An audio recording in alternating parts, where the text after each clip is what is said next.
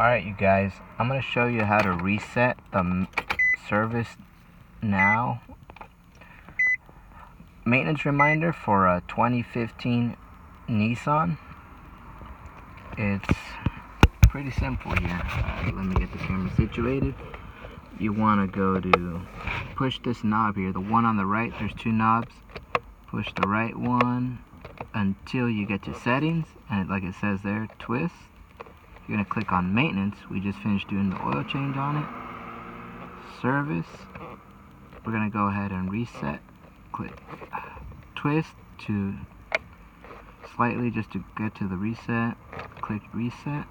We're all set. It's programmed to turn on every 5,000 miles. We also did the tire rotation, so we're going to go to that. Select reset. Go back. Other. They're programmed to not come on for other. That's the way the customer set it up as. And we're going back. We're all set. Thank you guys for watching. Like, share, comment, subscribe. Thank you.